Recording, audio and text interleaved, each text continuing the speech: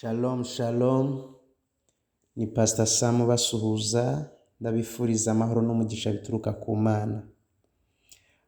Uyu munsi dutangiye inyigisho ivuga ku kugororoka kuva ku Mana cyangwa gukiranuka kw'Imana. Tuzisunga icyanditswe kiri mu Baroma igice cyaho cya 10 umurongo waho wa 3, ariko turabanza dusoma umurongo wa mbere tugeze ku wa 3 kugira ngo mubyumve neza. Aravuga ngo bene data, ibyo umutima wanjye wifuza n'ibyo nsabira Abisirayeli ku Mana ni ukugira ngo bakizwe. Ndabahamya yuko bafite ishyaka ry'Imana ariko ritava mu bwenge, kuko ubwo bari batazi gukiranuka kw'Imana uko ariko, bagerageje kwihangira gukiranuka kwabo ubwabo, bituma basuzugura gukiranuka kw'Imana. Amen. Ahangaha niho tuzisunga. Mwumvise ko Bibiliya ivuze ko Abisirayeli ngo ntago bari bazi gukiranuka kw'Imana. Gukiranuka niko kugororoka. Kugororoka ni ijambo ry'Ikirundi ariko nyine risobanura kimwe no gukiranuka. Impamvu ayo magambo yose nashatse kuyakoresha nuko izi ni inyigisho cyane cyane twagambiriye gukora dutekereje ku bantu bavuga Ikirundi, Ikinyarwanda, Ikinyamurenge, Igifumbira n'izindi ndimi zose zenda gusa nk'uko bashobora kumva nyine ubu butumwa nk'uko mbuvuga. Niyo mpamvu nifuje no kugira ngo nsome umurongo wa 3 mu rurimi rw'Ikirundi. Aravuga ngo ko batari bazi ukugororoka kuva ku Mana, bakarondera kwishingira ukugororoka kwabo ubwabo, ntibaganjwe no kuva ku Mana. Amen. Yesu ashimwe cyane. Gukiranuka kw'Imana cyangwa kugororoka kw'Imana ni ikintu na n'uyu munsi abantu benshi batazi. Pawulo yari afite umubabaro mwinshi kuko Abisirayeli batari bazi gukiranuka kw'Imana, bakoraga gukiranuka kwabo ubwabo ariko ntibakora gukiranuka kw'Imana, kandi gukiranuka kw'Imana ariko kwari gukenewe. Hari gukiranuka kwa muntu kuvuye mu byo yakoze, mu mirimo myiza yakoze, ariko Bibiliya ivuga ko gushingiye ku mategeko, ku kubahiriza amategeko.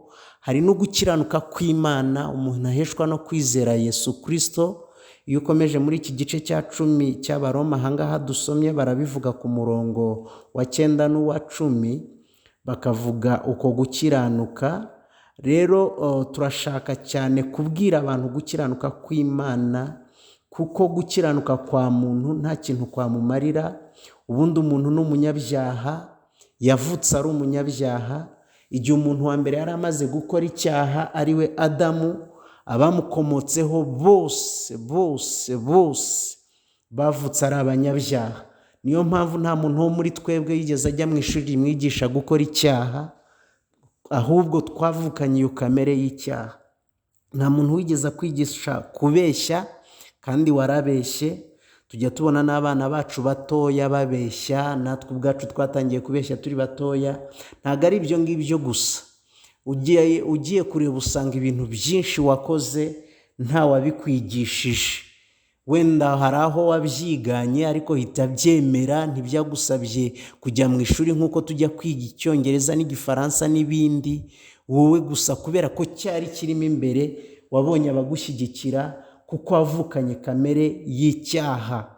Hanyuma rero icyo cyaha kugira ngo gitsindwe, byaje kurangira kidashobora gutsindwa n'imbaraga za muntu cyangwa z'imbaraga z'uwo munyabyaha ubwe. Ntashobora gutsinda icyo cyaha, kandi ntashobora gukora ibyo gukiranuka, kuko gukiranuka kutari muri we, ahubwo gukiranuka tuguhabwa nk'impano. Ibyo byose tuzabisobanura, tuzabivugaho. Aka ni agace ka mbere, ntabwo kari burenze iminota 10, ariko tuzakora uduce twinshi tugerageza gusobanura ku gukiranuka kw'Imana. Uyu munsi ndashaka kuvuga gukiranuka kw'Imana nkushingiye ku muntu wa mbere ari we Adamu na Eva. ndashaka kukwereka akantu gatoya cyane mu gice cyaho cya 3 cy'itangiriro, nkwereka gukiranuka kwa muntu no gukiranuka kw'Imana. Muri icyo gice zagenda mbikwereka mu buryo butandukanye, ugukiranuka kwa muntu no gukiranuka kw'Imana ahantu bitandukaniye. Reka dusomere mu itangiriro igice cyaho cya 3, duhere ku murongo wa 6. Haravuga ngo umurongo wa 6 uravuga ngo uwo mugore abonye yuko icyo giti gifite ibyo kurya byiza, kandi ko ari ik'igikundiro, kandi ko ari cyo kwifurizwa kumenyesha umuntu ubwenge, asoroma ku mbuto zacyo arazirya, aho n'umugabo we wari kumwe nawe arazirya. Aho nashakaga ni kuri uyu murongo wa 7. Bibiliya avuga ngo amaso yabo bombi arahweza, bamenya yuko bambaye ubusa, badoda ibibabi by'imitini biremeramo ibicocero. Ahangaha bamaze gukora icyaha, bakozwe n'isoni, bumvise isoni, bumvise urubanza, bagira urubanza mu mitima yabo, hanyuma barwana no kwikuraho urubanza, barwana no kwikuraho isoni. Bibiliya iravuga ngo baragenda ngo bafata ibibabi by'imitini ngo babidodamo imyenda, imyambaro cyangwa impuzu mu Kirundi. Hanyuma Bibiliya ariko yavuze ngo byari ibicocero. Nasomye muri Kirundi babwita ngo ni ubucocegwa. Rero uku ni ugukiranuka kwa muntu, ni ibivuye mu mirimo ye, ni ukugerageza kugororoka bivuye mu mbaraga ze, bivuye mu bwenge bwe. Ariko hari ahantu ngira ngo wumve gatoya. Iyo dusomye ku murongo wa 8, biravuga ngo bumva imirindi y'Uwiteka Imana igendagenda muri ya ngobyi mu mafu ya nimunsi. Wa mugabo n'umugore we bihisha hagati y'ibiti byo muri iyo ngobyi, amaso y'Uwiteka Imana. Musanzwe mubizi ko hariho fellowship ya buri mugoroba Imana yajyaga igirana n'aba bantu, ikaza bakagirana ibiganiro. Bibiliya ntabwo igerekana ikiganiro bagiranaga, ntabwo ijya twereka amagambo baganiraga buri munsi, ariko itwereka ko Imana yazaga ikabareba, bakagirana ubusabane, bakagirana fellowship, bakagirana amateraniro, bakagirana ibihe byiza byo kuganira. Hanyuma rero uyu munsi Imana iza muri fellowship nk'uko byari bisanzwe, ngo bumvise ijwi ry'Imana, bumvise intambuko y'Imana. Bibiliya iravuga ngo baragenda barihisha, ngo bihisha mu biti aho muri iyo ngobyi. Ngaho rero mva ahantu hari ikibazo. Bibiliya itubwiye ko bari bamaze gukora icyaha, bamaze gukora icyaha ngo biremere, basanga bambaye ubusa, bahita bakora imyenda cyangwa imyambaro mu bibabi by'imitini, icyo Bibiliya yise ubucocero. Hanyuma kandi bumvise Imana bajya kwihisha. Kubera iki bagiye kwihisha Imana? Nuko ukugororoka kw'Imana kwabavuyeho, cyangwa ugukiranuka kw'Imana kwabavuyeho. Ubu bambaye ukugororoka kwabo kwavuye mu byo bikoreye, mu mirimo yabo, mu bushobozi bwabo. Uko kugoroka cyangwa gukiranuka kuvuye mu byo wikoreye ntigushobora gutuma utinyuka mu maso y'Imana. Igihe cyose Imana ijutsindwa n'urubanza, ukayihunga, ugahunga mu maso y'Imana, uhorana urubanza muri wowe, kuko gukiranuka kuri wowe atari ugukiranuka kwawe. Ni nka bya bindi twagiye tugerageza twese, ukagerageza ugafata ingingo cyangwa icyemezo, ukavuga ngo uhereye uyu munsi sinzongera gukora ibi n'ibi, sinzongera kubeshya, sinzongera gutukana, nta gusambana, nta kwiba, bya bindi byose wagiye ukora.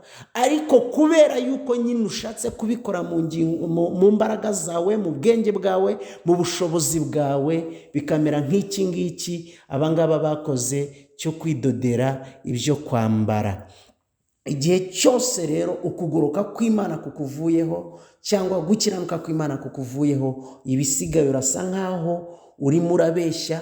Kandi igihe Imana izabigarutse, turabizi neza ko Yesu Kristo azaza gutwara itorero cyangwa azaza gutwara umugeni, ntuzatinyuka kumureba mu maso, ahubwo uzajya kumwihisha nk'uko Adamu na Eva bamwihishe mu gihe bari bafite ukugoroka kwabo, ubwiza bw'Imana bwabavuyeho, bambaye ibyo bikoreye ubwabo. Hanyuma ndimo nsoza aho nari mvuze ku gukiranuka kwa muntu, reka mvuge ku gukiranuka kw'Imana muri iki gice nyine, kuri iyi nkuru ya Adamu na Eva. Umurongo waho wa 21 uravuga ngo Uwiteka Imana iremera Adamu n'umugore we imyambaro y'impu irayibambika. Imana yambitse Adamu na Eva kubera ko ibyo bagerageje kwiyambika bitabambitse, bitabakuyeho ubwambure cyangwa isoni, urubanza no guhunga Imana. Imana rero tubonye noneho hano irimo ibambika, ngo ibambika imyambaro ikozwe mu mpu. Iyo Imana ikwambitse rero nibwo uba wambaye, nibwo urubanza rw'ibyaha rukuvaho, nibwo isoni zikuvaho, kuko ari ikwambitse. Ariko iyo wowe wiyambitse, uko nukukoroka, nugukiranuka kwawe, ntago bigukuraho guhunga Imana no kwihisha Imana. Iyo Imana ikwambitse rero uza imbere y'Imana udatinya, kuko uba wambaye, nta soni, nta rubanza. Niki ndimo gushaka kuvuga ahantu, abantu bagerageza gukora imirimo yo gukiranuka kugira ngo bemerwe n'Imana, ntago bizagukundira. Ahubwo nagira ngo ugere ku rwego wemerera Imana ikora imirimo yo gukiranuka muri wowe, kuko ari utazatinya Imana, utazahunga Imana. Abangaba Adamu na Eva kugira ngo Imana ibambike byagenze gute? Icyambere, ibyo bari biyambitse ntibyatumye bashira isoni, cyangwa ntibyabambitse, ntibyabakuyeho urubanza, ntibyabuje guhunga Imana. Ahangaha rero Imana ntiyabambitse bagifite icyo abarundi bita ngo ni amanyama, bagitangiye. Urumva Adamu akivuga ngo ni umugore akivuga ngo ni inzoka. Imana ntigeze ibambika, yabambitse igihe bari bamaze kwemera. Imana yari imaze no kubaha ibihano, imaze kubwira inzoka ibizayibaho, imaze kuvuga ukuntu ishyize urwango hagati y'urubyaro rw'umugore n'urubyaro rw'inzoka, imaze kuvuga ukuntu inzoka izahora ikuruza inda ikazarya umukungugu, imaze kubwira umugore ko azabyara ababaye kandi kwifuza kwe kose kuzahera ku mugabo, imaze kubwira umugabo ko azarya arushye. Ibyo byose imaze kubibabwira, bamaze kwemera ko batsinzwe n'urubanza, kandi ko ari abo gupfa cyangwa ari abo guhanwa, bumva bamaze kubyemera neza, nibwo noneho Imana yabambitse. Iyi ntibaba bagipfuye, irabambika. Ntibaba bagikozwe n'isoni, irabambika. Ndashaka gusoreza ahangaha ko ndashaka tuzadukora audio ntoya, ariko nagira ngo uyu munsi wa none tangira gutekereza ku bintu ugiye ukora ushaka gukiranuka, ushaka kwitwa umwere, ushaka kwitwa intungane, ushaka kwitwa umukiranutsi cyangwa umugororotsi imbere y'Imana.